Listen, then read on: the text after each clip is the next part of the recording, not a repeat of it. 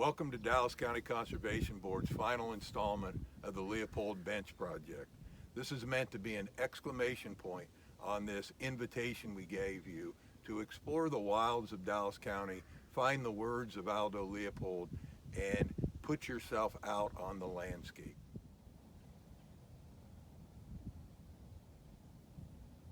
As the signs in this project said, congratulations, you found Aldo. An epiphany that occurred to us was the recognition of just how far and wide you ramble as you explore the wild places of Dallas County.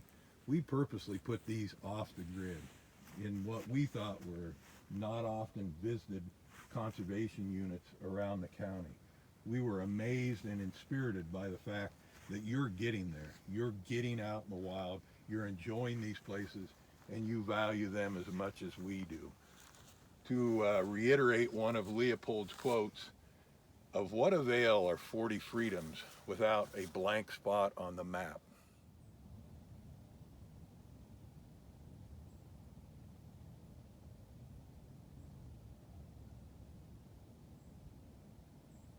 You carried a few of those benches lately, I think. We've chosen to use Bench 18 as the capstone to our Leopold Bench project, and we've invited in Angie Nowysz to tell us the story of her family and how it summarizes the philosophy we were seeking in this whole project.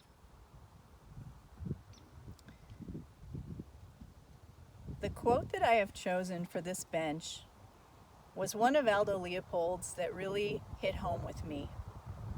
It's about a person only needing a shovel to accomplish something as big as planting a tree. And my dad was one of those people. And even though he was neither God nor poet, he planted a lot of trees.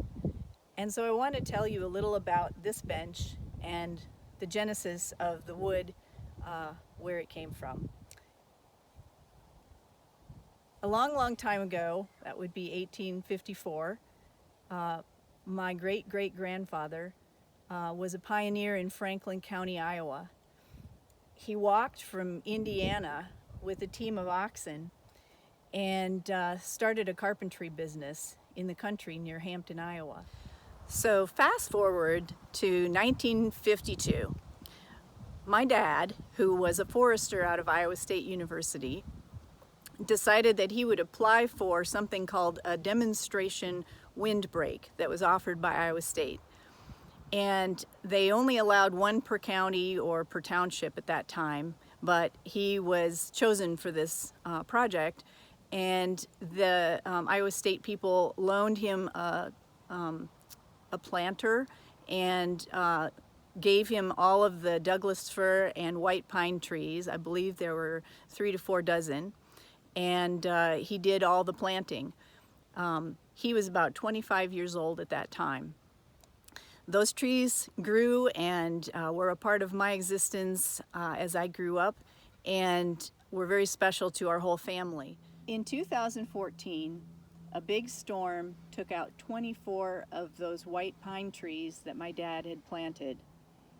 We had many trunks available to us after the cleanup, and a good family friend offered to mill these trunks into lumber. This friend ran something called Grandpa's Sawmill at the local county fair, and he wanted to cut this wood into lumber as a demonstration during the fair time. This bench was made from the white pine wood that was milled from those trunks at the Franklin County Fair in 2014. It's very special to me, and it reminds me, as I sit here under these pines today, of the white pines that I grew up with and the way they spoke, especially during storms. They always had a voice.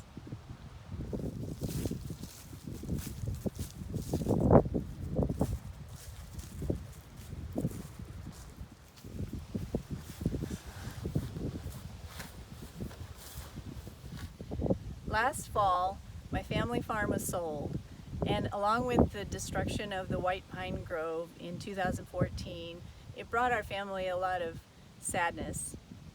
But as I sit here today and I contemplate the sadness I feel, I realize that this bench represents my farm and my memories, and people can come and sit on these benches and read Aldo's quotes, and we can carry those words of wisdom forward with us.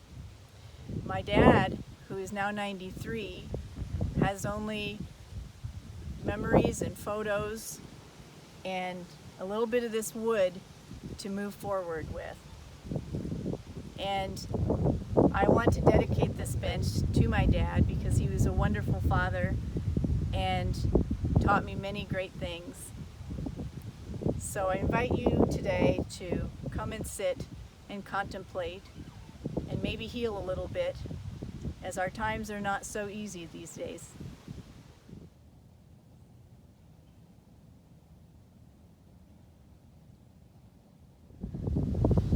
We'd like to thank Angie for coming today and sharing her story of her bench and the meaning that it had. And we hope that it offers you some peace as you move forward, as she suggested.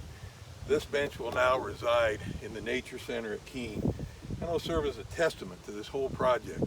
Every time that Nature Center is visited by students and learners, they'll see this bench and remember all of this work in the circle here today.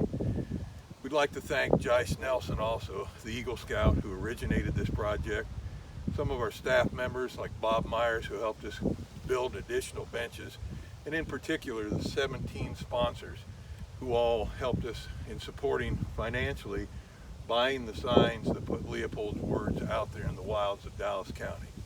In closing, I'd invite you to extend your learning. A Sand County Almanac is the seminal writings of Aldo Leopold. Get a nice fire this winter, sit down and read through it. Maybe we'll see you in the spring and see what else you've learned. Thank you.